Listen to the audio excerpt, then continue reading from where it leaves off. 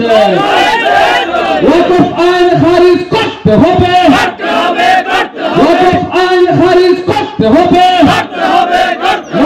Supreme কোর্টে আইনি লড়াইয়ের মধ্যেও দেশজুড়ে ওয়াকফ সংশোধনী আইনের বিরুদ্ধে প্রতিবাদ অব্যাহত রয়েছে। উত্তর ত্রিপুরা জেলার ধর্মনগর মহকুমা আহলে সুন্নাতের অঞ্চল কমিটির উদ্যোগে আজ এক প্রতিবাদী বিক্ষোভ সমাবেশে ক্ষোভ উগরে দিলেন মুসলিমরা।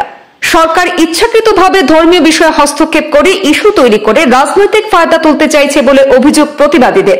বিক্ষোভ সমাবেশে প্রাসঙ্গিক বিষয়ে বক্তব্য রাখেন আহলে সুন্নাতের অঞ্চল কমিটির সভাপতি সৈয়দ হেদায়েত হোসেন, বিধায়ক ইসলাম উদ্দিন, বিশিষ্ট সমাজসেবী শাহজাহান ইসলাম, অভিজিৎ দে, হুমায়ুন আহমেদ হিমেল সহ আরো অন্যান্য বিশিষ্ট ব্যক্তিবর্গরা। হুমায়ুন আহমেদ বক্তব্যে বলেছেন যে ওয়াকফ সম্পত্তি কোনো মালিকানা সম্পত্তি নয়, সেটা আল্লাহর সম্পত্তি, মুসলিম জনগোষ্ঠীর সেই সম্পত্তির খাদিম মাত্র। সুতরাং কালো আইন বাতিল না করলে কেন্দ্র সরকারের বিরুদ্ধে আরো বৃহত্তর গণ আন্দোলনে যেতে তারা পিছপা হবেন না বলেও হুঙ্কার ছুঁড়ে দিয়েছেন। আজকে এই বিক্ষোভ সমাবেশের উপস্থিত সম্মানিত সভাপতি মণ্ডলী, অত্র এলাকার গণতন্ত্রপ্রেমী, সংবিধানপ্রেমী সুনাগরিক বৃন্দ, যারা দূর দূরান্ত থেকে আমাদের এই মাইকের আওয়াজ শুনছেন, প্রত্যেককে আন্তরিক অভিনন্দন জ্ঞাপন করছি। আজকে অনেক দুঃখের সাথে দাঁড়িয়ে বলতে হয়, আমরা কল্পনাও করিনি আমরা এই মঞ্চে এসে আমাদেরকে দাঁড়াতে হবে সংবিধান রক্ষার স্বার্থে। বিস্তৃত আলোচনা করেছেন পূর্বের আলোচক,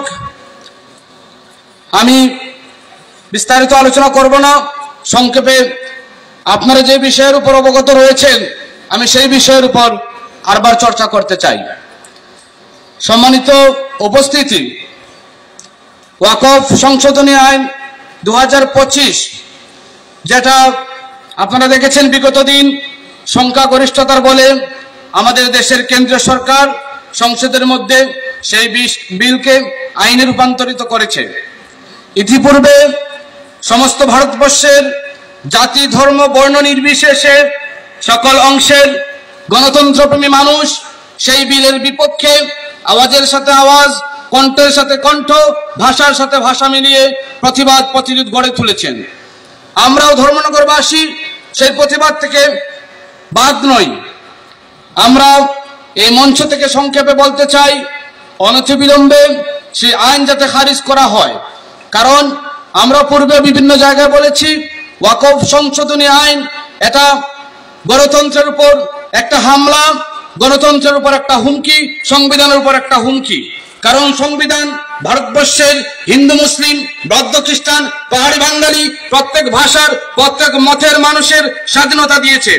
আজকে কেন্দ্র সরকার মানুষের স্বাধীনতা হরণ করবে, ধর্মীয় স্বাধীনতা হরণ করবে, মানুষের বাক স্বাধীনতা হরণ করবে, সেটা অন্ততপক্ষে এই ভারতবর্ষের গণতন্ত্রপ্রেমী মানুষ কিছুতেই মেনে নিতে পারবেন না। ওয়াকফ সম্পত্তি আপনারা জানেন, সেটা কোনো মানুষের সম্পত্তি নয়, সেই সম্পত্তির উপর কোনো মানুষের মালিকানা নয়। কারণ পূর্বদিন থেকে পূর্বপুরুষরা, শুধু মুসলমান নয়, যেখানের মধ্যে সংখ্যাগরিষ্ঠ অন্য ধর্মাবলম্বী লোক ছিলেন,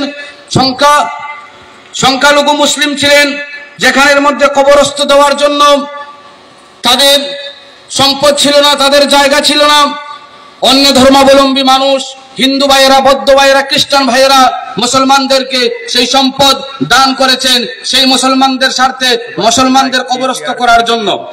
যেখানের মধ্যে মসজিদ ছিল না, অনেক জায়গায় অনেক মানুষ দান করেছেন, মুসলমানদের পূর্বপুরুষ দান করেছেন।